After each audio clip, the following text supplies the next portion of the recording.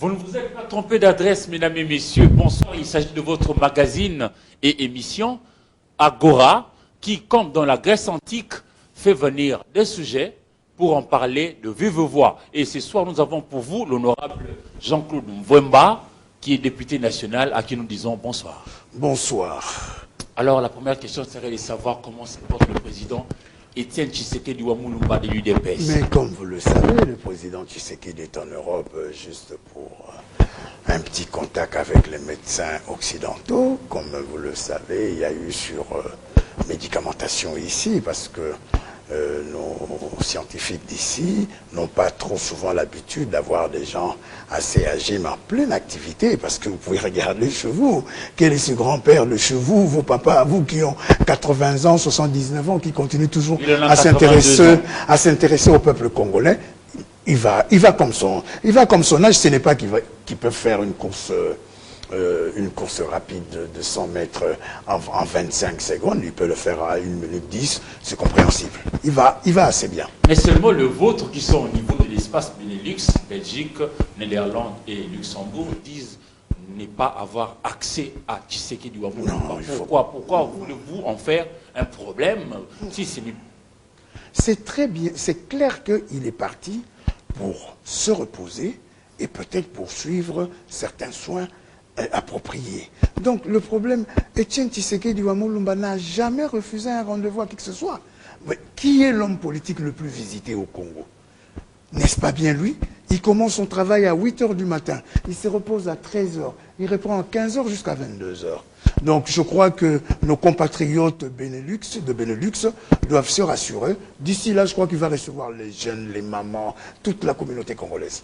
Ça sont des promesses. On a appris par devers la presse, parce que bon, son fils Félix disait que probablement, début novembre, on va voir le président de l'UDPS, Tshisekedi Wamulumba. D'autres, par contre, parlent de la fin de l'année ou l'année prochaine. Non, peu importe le fin novembre, début janvier ou non. L'essentiel est que le président Tshisekedi commence à recouvrer sa santé et c'est bien pour le peuple congolais. D'accord. Alors, venons-en à ce qui se passe au niveau du Parlement, là où vous siégez, au Palais du Peuple. L'actualité là-bas, c'est le ministre délégué aux Finances, Patrice Kitté-Dipoul, qui serait déjà sur l'œil de cyclone des opposants que vous êtes, parce que vous lui reprochez un certain nombre de choses. Il s'agit exactement de quoi? Quand le peuple congolais nous a donné mandat de venir le représenter à l'Assemblée nationale, c'est pour que nous puissions suivre de très près tout ce que le gouvernement congolais entreprendra. Le problème, c'est quoi? Personne n'en veut physiquement à M. Kittébi. Pourquoi d'ailleurs? Il y a eu un problème. Lequel? Il y a eu le budget est arrivé. Il y a eu les redditions de comptes et puis il y a eu le rapport de la Cour de comptes. À ce moment-là, nous avons découvert 4 choses. La première des choses, la présidence de la République a dépassé au moins de 80% son budget. Ça s'explique, selon la présidence de la République, parce qu'il y a eu achat des avions pour la République. C'est une bonne chose. La République n'a pas d'avion officiel de gouvernement et tout consort. Mais la seule chose... Achat d'un avion, un jet. Mais il fallait revenir à l'Assemblée nationale pour ouvrir, que les députés puissent ouvrir une nouvelle ligne pour que leur montant soit augmenté. Il y a le Premier ministre, la primature qui est en train d'être construite ici sur le boulevard du 30 juin, là où était Royal. Sur la place Royale, oui. Mais ce n'est pas une mauvaise chose que les Congolais puissent avoir l'hôtel du gouvernement. Mais là aussi, c'est une exagération qui a dépassé le budget de la primature. Il fallait qu'ils reviennent. Maintenant, les Congolaises et les Congolais, les gouvernants doivent se rendre compte qu'ils doivent revenir tout simplement parce qu'ils doivent nécessairement demander les autres budgets par rapport à leur augmentation. Et de 3, les étudiants, il y a eu 3 millions de dollars octroyés pour les bourses des étudiants, que jusqu'à ce jour, que nenni, même pas un Likuta qui est sorti par rapport aux étudiants. Nous voulons voir clair par rapport à cela. Quatrièmement, comment voulez-vous dans les années antérieures, dans les années passées, sur la rubrique de porte-parole de l'opposition, il y avait 0000. Mais cette fois-ci, surpris que nous sommes, nous voyons qu'on a octroyé 500 millions de francs congolais, l'équivalent à peu près de 500 000 $, et on a décaissé 200 millions de francs, l'équivalent de 220 000 $. On se pose la question. Monsieur Eric, le problème c'est quoi? Dans ce pays, les gens ont mal à assimiler la démocratie. Les gens crient la démocratie, nous sommes démocrates, tout ce que vous voulez. Mais, si jusqu'à ce jour, nous n'avons pas de porte-parole. On va y revenir. Non, mais je vais terminer par là. Je vais terminer par là. Oui, parce que la rubrique qu'ils ont mis porte-parole. Hein? Donc il a fallu que le règlement, la loi sur l'opposition au Congo scrupule très bien que c'est le porte-parole qui doit ouvrir les crédits de l'opposition. Mais il n'y a pas de porte-parole, il y a eu 220 000 $ qui est sorti. Nous voulons tout simplement que la population congolaise sache où est parti cet argent. À partir de ce moment-là, vous savez, quelqu'un peut venir. Pourquoi les gens, quand s'ils sont invités au Parlement, on dirait qu'ils ont la foudre de tempête de venir, d'avoir peur pour venir se justifier. Venez, vous dites que nous n'avons pas de justificatif par rapport aux 220 000 $ du porte-parole de l'opposition, et l'Assemblée jugera, et si ça va, ça va, si ça va pas, ça va pas. Mais pourquoi les gens ont peur? Les gens ils croient qu'il y a des règlements de compte. Quand vous voulez gouverner un pays tel que le Congo, là où la démocratie est naissante, là où vous avez des combattants de liberté, de la démocratie, de la résistance et des droits de l'homme, il faut être prêt à votre sujet. Alors, honorable, que diriez-vous à ceux des Congolais qui pensent que vous êtes seulement apaisantis longuement sur ce qui touche un peu votre activité, c'est-à-dire la ligne ouverte pour le porte-parole de l'opposition, alors que dans la reddition des comptes, il a été attesté noir sur blanc qu'il y avait eu plusieurs fautes. Mais je viens de vous dire, je vous ai cité les 4 principaux griefs que nous avons fait venir le ministre délégué Kitebi, aux finances Kitebi. Mais je viens de parler de 3 millions des étudiants. Il y a plusieurs greffes. On ne peut pas commencer à les détaler ici. Quand vous parlez de 3 millions, il s'agit de quelle unité monétaire? Non, 3 millions. Non, c'est 3 millions. C'est 3 millions. Enfin, en dollars, c'est 3 millions de dollars. En francs congolais, je crois que ça doit être 3 millions.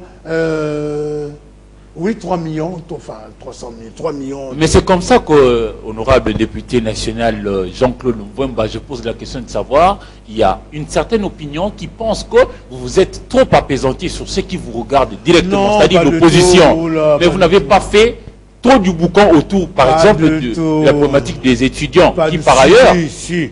Mais je viens d'en parler, les 3 millions des étudiants, de bourses des étudiants, jusqu'à ce jour, que nenni. Non, il ne faut pas confondre. Il ne faut pas confondre le travail. Quand le ministre Kitebi sera là, tous les greffes sortiront. Vous allez tout entendre. Le climat social s'est encore abaissé dans notre pays. Nous ne savons même plus que doit faire le peuple congolais. Vous savez, ça va faire 8 ans que je pars en vacances parlementaires. Depuis la législature dernière, jusqu'à ce jour, rien n'a changé. Si je veux parler de Kassamoulou ici, je vous dirais que depuis mes premières vacances parlementaires jusqu'à ce jour, rien n'est fait. Rien. Alors, à partir de ce moment-là, comme c'était un budget général, nous avons voulu épingler là où nous ne voulons pas que la corruption puisse s'avérer, ou bien qu'il puisse y avoir de deniers publics. Parce qu'en dehors de la motion, dès lors que le ministre se passerait par la motion, il y a une plainte que nous allons déposer pour savoir où sont partis ces deniers publics. Parce que ça répond au peuple congolais. D'accord. À l'ouverture de la session de septembre réputée budgétaire, l'honorable président de l'Assemblée nationale, Aubin Minakou, a appelé les députés nationaux à quitter le stade d'être seulement des hommes politiques ordinaires, mais à devenir des hommes d'État. Le ministre délégué aux finances, Kitebi, va venir. Pensez-vous, avec tout ce que vous avez décrit ici comme grief, que vous serez à même de vous lever au rang d'homme d'État pour agir en conséquence? Connaissant votre chambre. Je ne savais pas que je n'ai jamais été un homme d'État. Je crois que le président de l'Assemblée nationale se trompe. ce n'est pas parce que les gens réclament vigoureusement quelque chose qu'ils ne sont pas des hommes d'État. Ça, c'est quoi ça? Ça, c'est quel état d'esprit? Je me serais en faux. C'est à commencer par lui-même, M. Aubin Minakou, président de l'Assemblée nationale. Pourquoi jusqu'à ce jour, il ne peut pas réunir la plénière de l'opposition pour se désigner un porte-parole? Justement, à propos, lui, il rétorque que, généralement, lorsqu'arrive le moment de convoquer cette plénière-là, celui qui se sent être faible en ce moment-là dans le rang de l'opposition manigance pour que celle-ci ne soit pas programmée, ainsi de suite. Il semble que vous ne vous entendez pas de par vous-même dans le... Ce sont des mesquineries inutiles. Le président Aubin Minakou est le premier législateur de ce pays. Il ne doit se contenter que de la Constitution et du règlement d'ordre intérieur de l'Assemblée nationale. Il n'est pas là pour avoir des états d'âme, parce que X ou Y ne se sent pas concerné dans l'affaire, que lui, il doit porter le chapeau. Je lui ai posé la question, je l'ai même mis à défi. Allez-y. Que lors de la rentrée parlementaire, une semaine après qu'il convoque la plénière de l'opposition, ce qu'il a fait, il m'a reçu, on est resté pendant 30 minutes sur le sujet. Il m'a reçu, il ne m'a pas reçu. Pourquoi? Tout simplement parce que le président de l'Assemblée nationale, Aubin Minakou, et le président du Sénat, Ken Wadondo, vous savez, un Sénat dépassé, obsolète, sans mandat et tout consort, que le peuple congolais... Mais ce sont deux chambres siamoises, ce sont deux sœurs. Non, pour nous ayons un parlement, il doit être bicaméral. L'Assemblée nationale et puis Sénat. Nous avons la légitimité. C'est ça le problème dans ce pays. Vous voulez avoir les gens qui n'ont pas de légitimité, leur faire asseoir avec ceux qui n'en ont pas. Alors à partir de ce moment-là, si ces deux personnalités invite la plénière de l'Assemblée. D'ailleurs, je mets à défi le président de l'Assemblée nationale, Aubin Minakou, qui me suivra certainement la semaine prochaine, qui puisse convoquer la plénière de l'opposition pour que nous puissions adopter le règlement d'ordre intérieur que tout le monde a accepté, et puis soit désigner un porte-parole ou bien élire un porte-parole. C'est tout simple, en une journée, tout est bâclé. D'accord. Mais ils ne le veulent pas, tout simplement parce qu'ils ne veulent pas que quelqu'un soit l'adversaire de M. Kabila. Parce que le porte-parole de l'opposition aura le droit de répliquer M. Kabila à n'importe quel moment. Il aura la RTNC que M. Mende croit être une chasse gardée de l'Odja. À partir de ce moment-là, vous allez voir le porte-parole de l'opposition sortira pour parler au peuple congolais. D'accord. Mais, monsieur le député national Jean-Claude Mvouemba, honnêtement parlant, pensez-vous aujourd'hui au niveau de l'opposition, vous pouvez nous dire à peu près qui serait probablement celui qui va... Oui, parce qu'en réalité... Le problème, c'est pas ça. Le problème est qu'il faut attendre que les gens puissent manifester leur candidature. À partir de ce moment-là, s'ils ne parviennent pas entre eux, les candidats, à se mettre d'accord, nous passerons au vote. Point barre. Vous venez d'affirmer il y a peu que vous étiez, vous tous, ou presque, des hommes d'État. Oui, nous sommes et que votre président de chambre, l'oubliez par ailleurs. Ah, mais oui, seulement, nous prenons un cas. Nous sommes en France. Lorsque le Premier ministre a failli, directement, c'était paf, on a eu Manuel Valls. Pourquoi est-ce que chez nous, on ne peut pas, même s'il n'y a pas encore expression réelle des candidatures avérées, on peut déjà se dire, mais non, tel que nous sommes là dans l'opposition aujourd'hui, la personne qui peut le mieux nous conduire, c'est Mvouemba.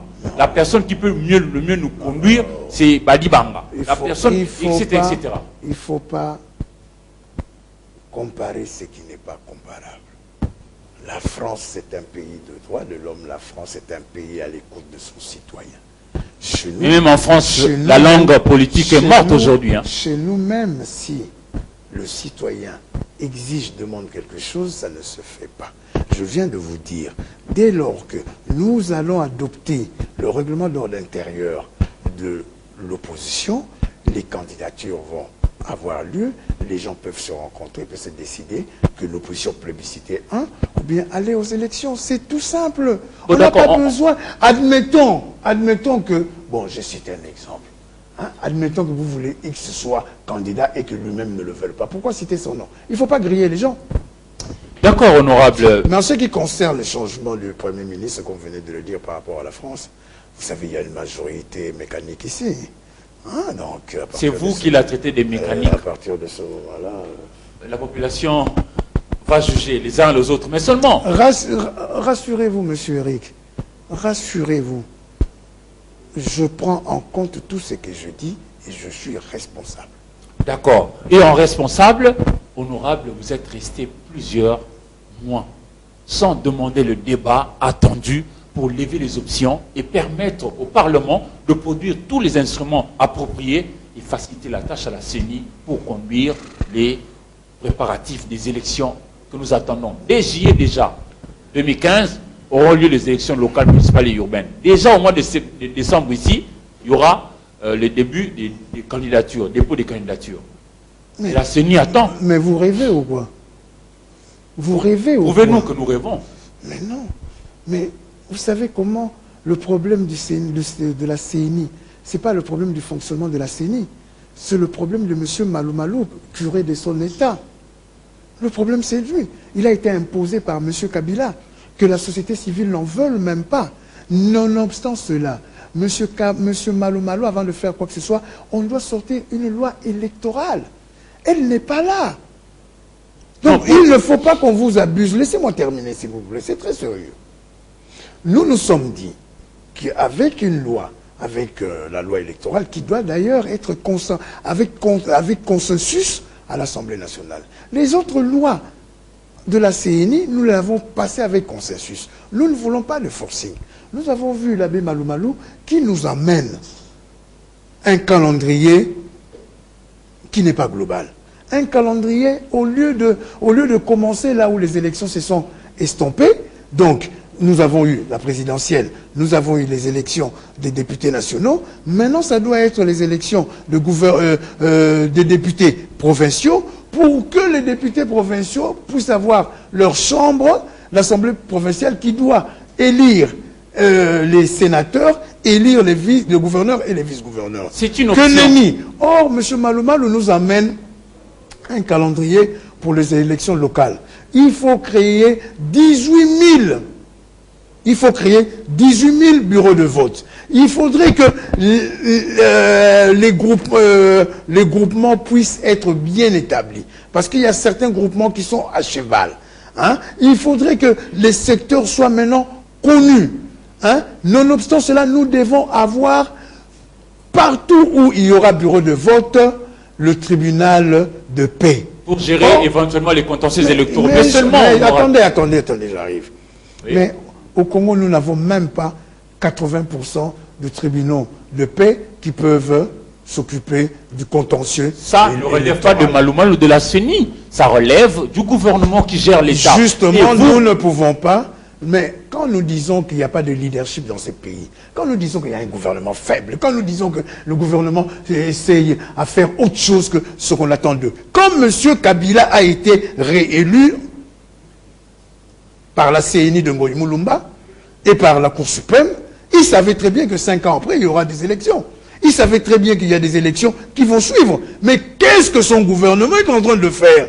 On se pose la question, vous voulez maintenant, nous, la minorité, l'opposition, que nous commençons à faire le travail du gouvernement? C'était au gouvernement de préparer les élections.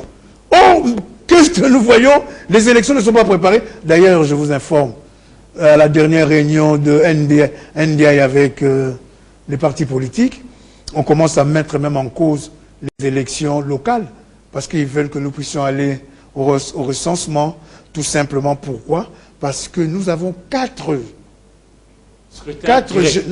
générations. Des gens, 2011, des gens qui ont eu 18 ans, 2012, 2013, 2014 et éventuellement 2015. Donc, 5 générations des gens qui ont eu 18 ans et qui aujourd'hui représentent à peu près 10 millions de Congolaises et de Congolais, n'ont pas droit de citer. Nous sommes dans un pays là où le fichier est miné depuis 2006. Ce fichier-là, personne ne parvient à les nettoyer.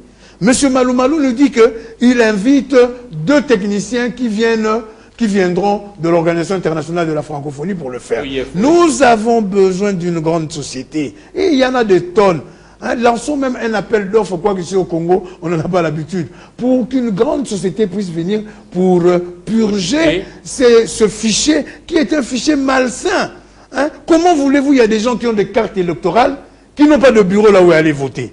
Et vous savez qu'il y a eu des kits qui ont été volés, qui sont partis au Burundi, qui sont partis au Rwanda, qui sont partis en Ouganda, Que doit-on faire par rapport à cela? C'est pour cela que nous disons, la précipitation à l'heure actuelle, le seul scrutin qui peut se faire en accompagnant de ça, c'est les élections,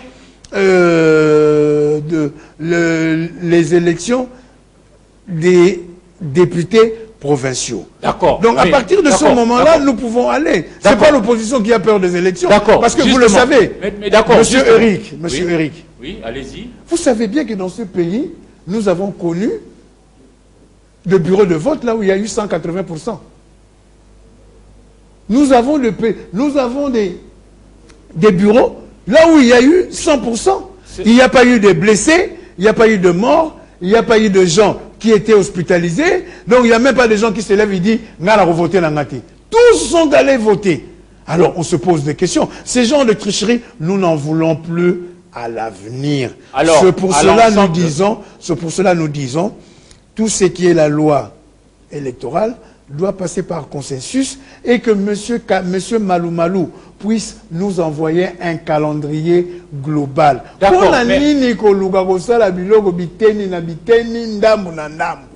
honorable, je vous pose la question de savoir, vous êtes député national, c'est-à-dire élu de Kazangoulou, mais avec une envergure nationale, de Banana à Zongoli Bengue, de Zongoli Bengue à Faradji, de Faradji à Sakania. Vous incarnez le Congo, vous, honorable, pour organiser les élections des députés provinciaux. On vous a déposé une feuille de route depuis fin janvier 2014. Qu'avez-vous déjà fait? Vous parlez des tribunaux, ça relève du gouvernement. Juste. Mais c'est là où je suis en train de vous dire que c'est un gouvernement d'échec. Hein? On va aller encore plus loin si vous voulez au niveau social, au niveau économique, même au niveau financier. On va aller plus loin si vous voulez. Mais qu'avez-vous fait pour traiter la feuille de route? Mais écoute, vous, au niveau du Parlement, vous êtes une force. Quand on envoie la feuille de route, nous avons refusé de en prendre compte parce qu'il y a eu un calendrier réduit. Mais attendez. Mais honorable, vous votez aussi les lois annuellement, pas pluriannuellement. J'arrive. Si vous voulez un calendrier global, la CENI vous dit, produisez-lui un budget pluriannuel, prenant en compte de 2013 jusqu'en 2016, elle produira le calendrier global. Mais maintenant, nous sommes en plein budget. Nous allons le proposer. Nous allons le proposer au gouvernement.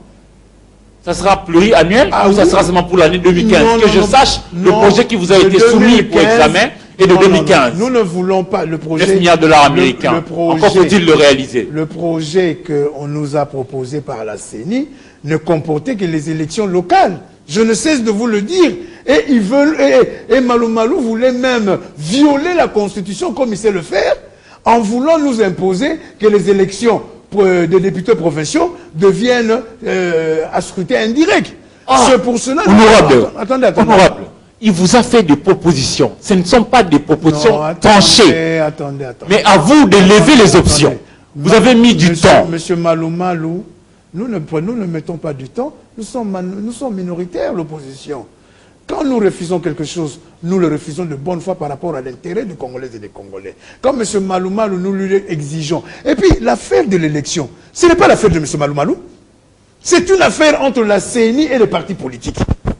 Ce n'est pas l'affaire de Malou Malou. C'est une affaire entre les candidats politiques ou non politiques par rapport à cela. Que je sache, lui n'a pas dit que c'est son affaire. D'ailleurs, lui, il n'est que membre de la plénière aussi. Bon, vous savez que nous sommes en plein conflit avec la CENI, donc ça ne sert à rien que nous puissions continuer à dire n'importe quoi. Et puisque vous êtes en conflit, vous ne cherchez pas non plus à résoudre le problème pour avancer. Il s'agit du Congo si vous aimez les Congos. Il faut respecter la Constitution.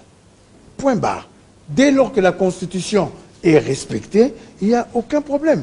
Mais dès lors que M. Malou Malou ne la respecte pas, qu'est-ce que vous voulez que nous puissions faire? Alors, M. Malou Malou n'a pas respecté la Constitution en faisant quoi? En vous déposant la feuille de route? En vous proposant le budget pluriannuel? Attendez.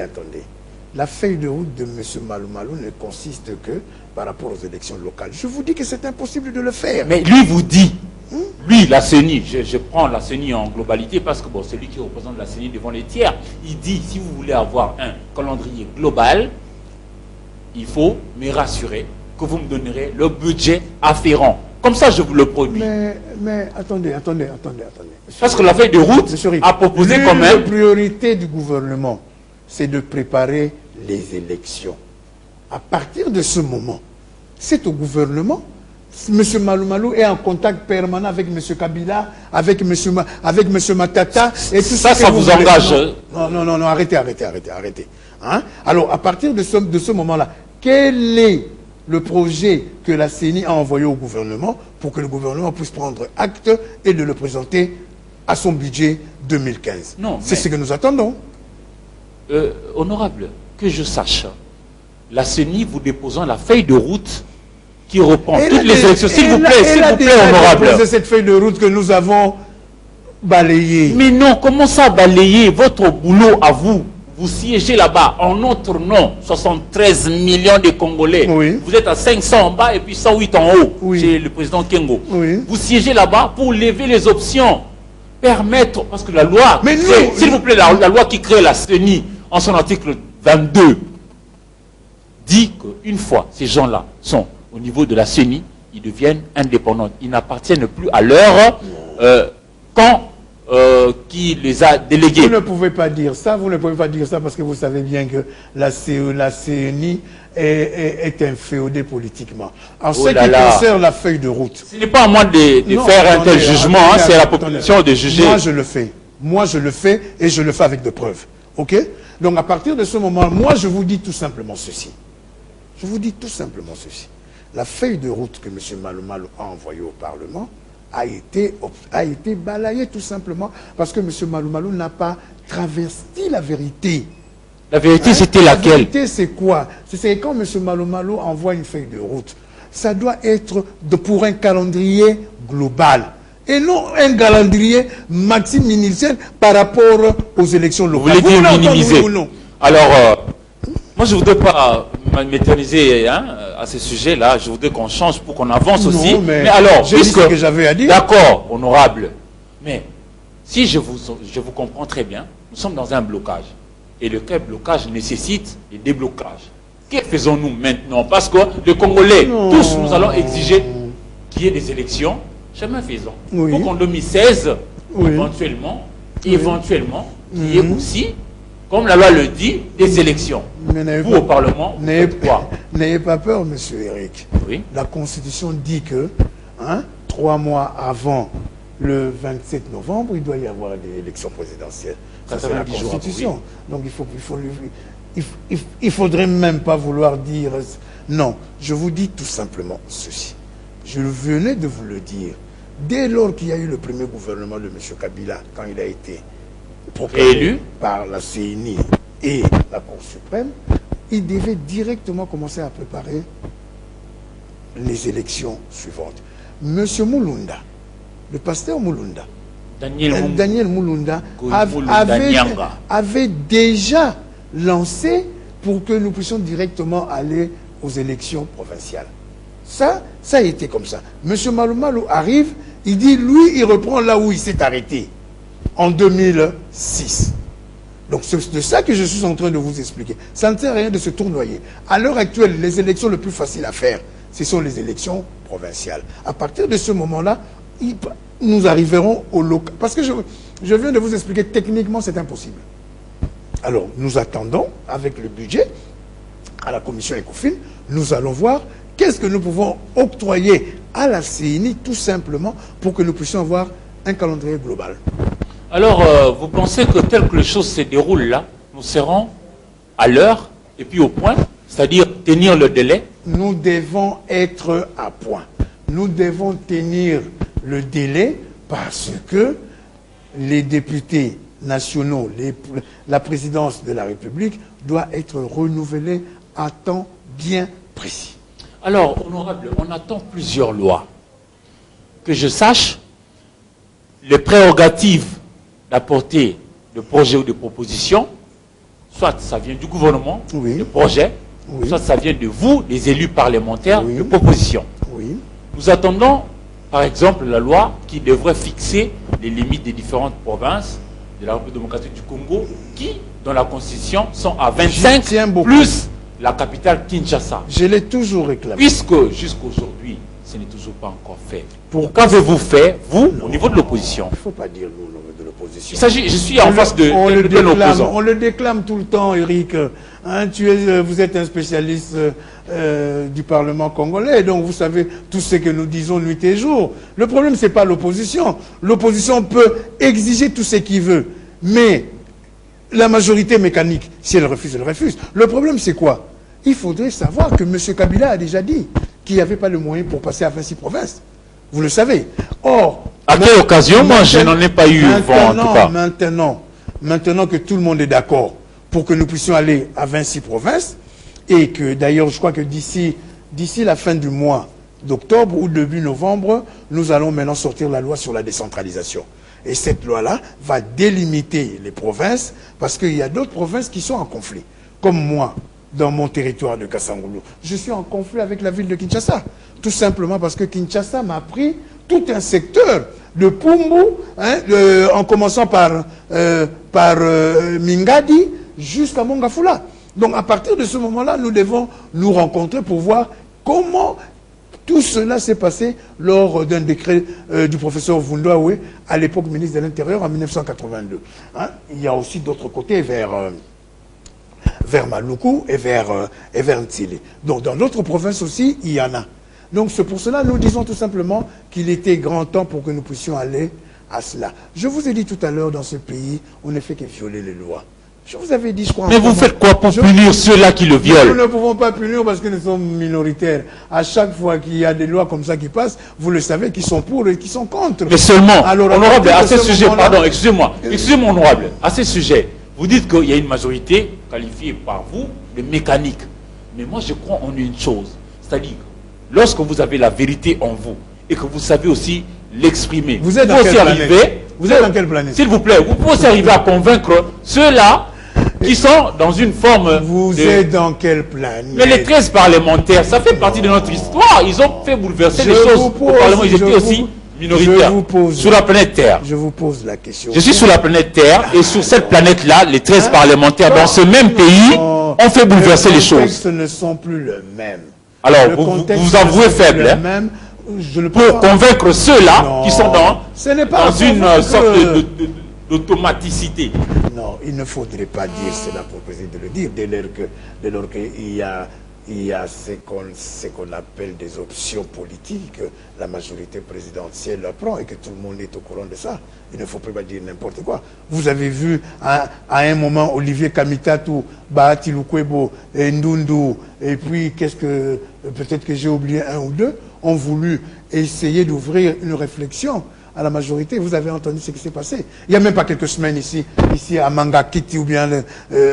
enfin, bref. Hein, il y a eu des gens qui voulaient réfléchir par rapport... à Kingakati, vous voulez dire, ce n'est pas un secret. C'est une partie du territoire national. Je connais plus Kawele. Hein, bon, donc là, je me retrouve facilement. Donc à partir de ce moment-là, c'est ce qu'on appelle le devoir de vote qui est très ancré par rapport à la majorité présidentielle.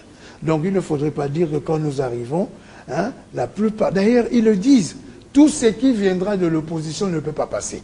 Alors honorable. Ils le disent, vous le connaissez, vous le savez bien. Alors pourquoi vouloir continuer à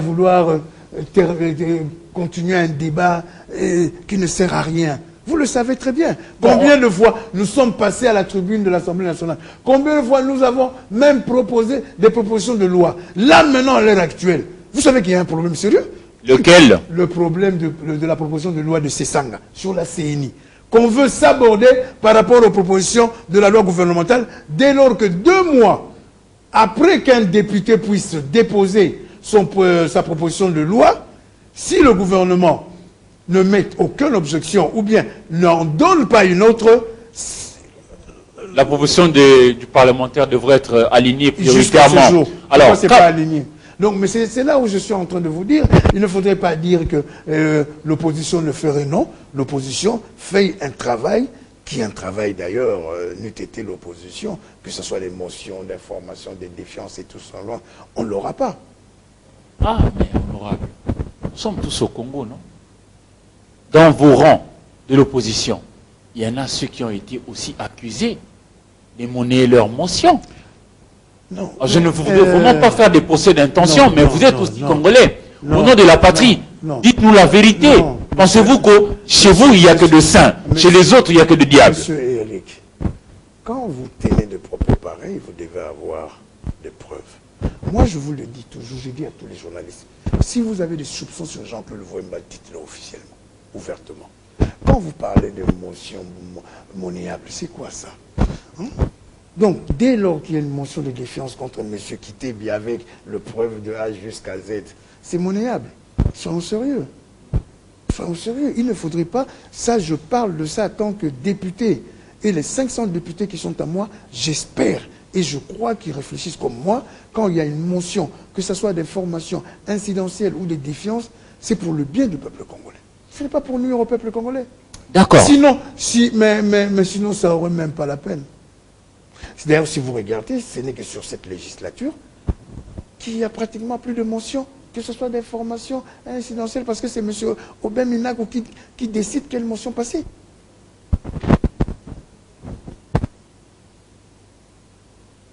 Alors maintenant, on fait quoi? En tout cas, pour ma part, le plus tôt possible serait le mieux que ce Parlement termine son boulot.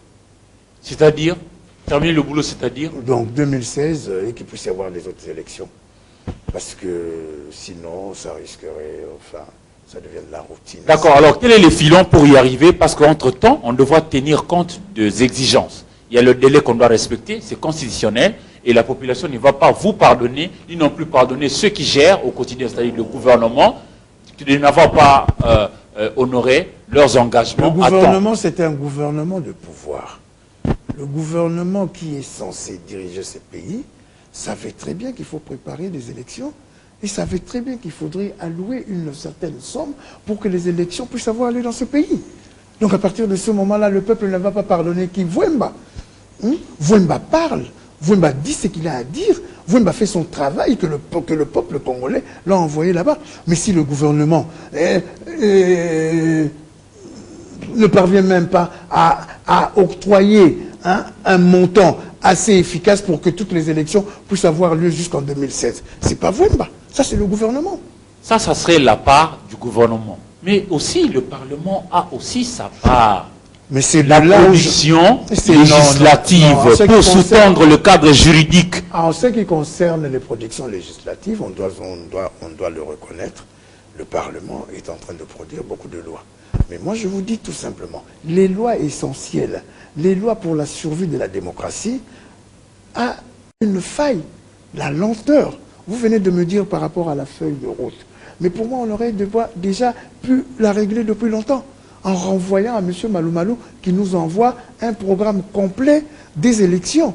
À partir de ce moment-là, en calculant, parce que c'est lui qui doit proposer au gouvernement, et que le gouvernement puisse l'amener à l'Assemblée nationale pour que l'Assemblée nationale, enfin, le Parlement puisse l'incorporer, l'introduire au budget.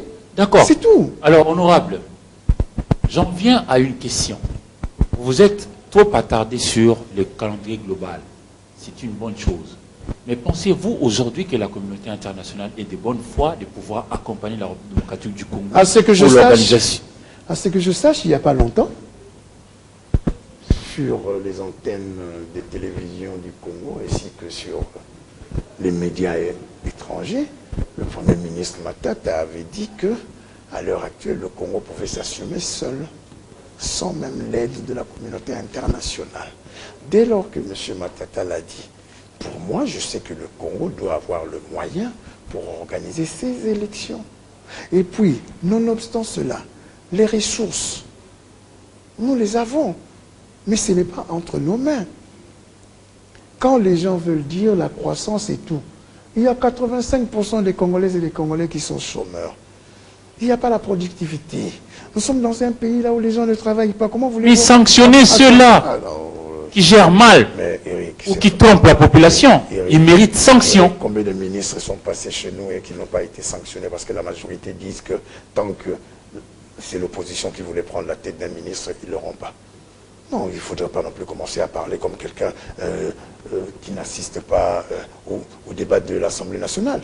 Vous allez voir la motion qui viendra. Parce que normalement, dès lors qu'il y a eu cette motion de défiance, le ministre délégué aux Finances ne devait plus continuer à travailler, comme si de rien n'était, il doit tout d'abord venir répondre au Parlement. Mais ça va faire 3 jours. On ne sait même pas quand est-ce qu'il viendra. On dit qu'il est en voyage, on dit qu'il est en mission. Donc à partir de ce moment-là, moi je dis tout simplement que les ressources dans ce pays, il y en a. Nous avons un contentieux en ce qui concerne le plateau continental sur le pétrole entre l'Angola et le Bandounou. Souvenez-vous, c'est toujours M. Mende qui est venu dire qu'il y avait 600 millions de dollars annuels, tout et tout. Jusqu'à ce jour, nous attendons toujours. À Graben, à l'Est, l'Ouganda commence déjà à utiliser la part de son pétrole que nous avons en commun, hein, et nous, sans pour autant que nous puissions des colloques. Du côté du Rwanda. C'est pareil. Le gaz méthane du lac Kivu. Alors, c'est de là où vous savez, non, à un moment, à un autre, nous devons avoir une certaine condescence par rapport à ce pays. L'Angola, qui a mis pour l'éducation, l'agriculture, la santé, 25 milliards de dollars dans leur budget 2015. Or, vous le savez, que lors du débat à Abuja, les Nations Unies ont décidé que, après l'année 2015, donc en 2016, tous les pays d'Afrique ils vont avoir 15% ou plus à la santé, 15% à l'agriculture, 15% à l'enseignement. Or, regardez le budget que le ministre de l'Enseignement nous a amené. C'est même pas 7%. Regardez le ministre de la Santé. L'année 2014, c'était 8%, honorable. Attendez. Mais le 8% là que vous voulez faire allusion, c'était par rapport à l'aide. C'est même pas arrivé à 8%. Vous savez très bien que ce budget n'a été exécuté qu'à 45%. Hein? Alors, tout cela, ça nous montre quoi? Ça nous montre que ce gouvernement, le pouvoir que nous avons dans ce pays, ne sait pas voir au-delà pour prévenir n'importe quelle catastrophe. Je veux bien que M. Kabila puisse dire à la tribune des Nations Unies qu'on va créer un grand centre sur Ebola et tout comme ça. Mais vous avez suivi avec moi le ministre de la Santé demander 3 millions de dollars aux organismes, à la communauté internationale pour aller éradiquer Ebola à l'Équateur. Alors nous nous posons des questions, tout cela par rapport à quoi? Il y a des urgences dans ce pays. Ces urgences-là nécessitent l'action urgente. Oui, mais seulement, honorable, je voudrais qu'on puisse aller vers la fin maintenant. Hein. Vous êtes contre la révision constitutionnelle, mais voulez-vous donner les raisons pour lesquelles vous êtes contre? Et qu'est-ce que la population gagne? Parce que les nôtres qui sont dans la diaspora, par exemple, pensent que... Je veux en parler. Vous savez que moi-même, je suis un ancien de la diaspora. Donc... non, le problème en ce qui concerne, on peut révisiter certaines lois de la Constitution. Mais, il y a d'autres que nous ne pouvons pas toucher. C'est immuable, tel que l'article 220. Nous ne voulons pas qu'on touche à l'article 197, 197, tout simplement parce que si on touche à cet article... C'est toute l'architecture qui tombe. Attends, j'arrive. Le temps nous est imparti et fini. Non, 3 minutes. Hein. C'est pour cela nous voulons tout simplement dire ceci. Si les constituants de Sun City ont pris en compte l'usure du pouvoir en exigeant 2 ans de mandat, 2 mandats de 5 ans, 5 ans, ils savent pour quelque chose. Et puis, on ne change pas les règles du jeu pendant un match. Et puis de 3, nous avons besoin que la communauté nationale qui se trouve à l'extérieur, la diaspora, puisse maintenant faire partie prenante de la nation congolaise. Alors, à vous, députés, de jouer votre rôle pour lever les options et leur permettre de faire autant. Laissez-moi terminer. Il faudrait tout d'abord commencer par, à chaque pays, là où il y a plus de 3000 Congolaises et Congolaises qui vivent, qu'on puisse, dans leur capitale, mettre un centre d'enrôlement et un centre de vote. Maintenant que nous avons des passeports biométriques, donc la fraude ne serait plus. dans pratiquement tout le pays, même ici au Congo, non pas au Congo-Brazzaville, parce que nous ne sommes plus beaucoup là-bas. Là-bas, je crois qu'on est resté à 290 alors. Donc, ils ne peuvent pas avoir ça. Et puis, il y a en ce qui concerne la double nationalité. Si nos grands-parents, nos parents, ont exigé cela, c'était tout simplement, quand nous sommes sortis de l'indépendance et qu'on nous a octroyé nos parents ont pu arracher l'indépendance politique, ils n'avaient pas l'indépendance économique parce que tout dépendait de Bruxelles. C'est pour cela qu'ils ont exigé que la nationalité congolaise soit une et indivisible. Maintenant qu'il y a des progrès partout, nous avons nos enfants, nos petits-enfants qui excellent partout dans le monde. Et deux fois d'autres qui ne veulent même pas venir parce qu'on leur demande même une attestation d'hébergement. Quelqu'un qui habite sur 80 Injalodja, alors qu'il est né là-bas, ses parents sont là. C'est pour cela qu'il y a plusieurs lois comme ça. Et puis nous allons accentuer le référendum local. Admettons dans la commune de Barumbu, les gens ne veulent plus que le marché des cadeaux soit marché là où il n'y a ni foi ni loi. Il y a référendum, on l'accepte ou bien on le refuse. Ça, il faudrait aussi que ça puisse être ancré. Parce que c'est ça qui va faire de la démocratie. Et surtout, n'oublions pas que les élections locales, c'est le ciment de la démocratie. Mais il ne faut pas le biaiser, il ne faut pas le piéger parce que vous voulez pérenniser au pouvoir. C'est pour cela. Donc, parmi tout cela, mais en ce qui... Bon, le mot de la fin, hein, je voulais le mot de la fin. M. Kabila va faire ses 2 mandats. Hein, la République va le reconnaître et il y aura alternance. Et puis, de toute façon, hein, moi, jusqu'à présent, je me pose des questions. Quand je vois certains leaders politiques de la majorité présidentielle aller parler à la télévision, je me pose la question. Ça fait 14 ans qu'ils sont avec M. Kabila. Ils n'ont même pas encore accentué, ils n'ont même pas encore entrepris, ils n'ont même pas incorporé la vision politique de M. Kabila pour le remplacer. Il y a des grands leaders qui peuvent aussi faire le job. Évariste Bochab, Aubin Minakou, Matata Mpogno, Adolphe Lumanou et même le gouverneur du Katanga, Moïse Katumbi Chapoué. Donc, ils ne doivent pas continuer à vouloir pousser quelqu'un à l'usure du pouvoir. Alors, que chacun fasse son boulot, et j'espère que l'honorable député national Jean-Claude Bouemba, qui a été notre invité, fera son boulot, comme il a toujours fait, pour permettre à ce que la machine soit fluide et que le Congo se mette sur le rail pour évoluer. Et ainsi, nous aurions tous honoré le testament du père Boka qui disait « Nous peuplerons ton sol et nous assurerons ta grandeur ». Si vous avez aimé, oui, peupler, c'est bon. Si vous avez aimé, merci et de là où vous êtes, beaucoup de bonheur à vous. Au nom du Congo, Kinshasa, au revoir. Mais je venais tout d'abord à rendre hommage à deux morts. Il y a l'honorable Mambou qui vient de nous quitter, qui était à la législature dernière, et puis il y a le DG de la SNEL, Paco.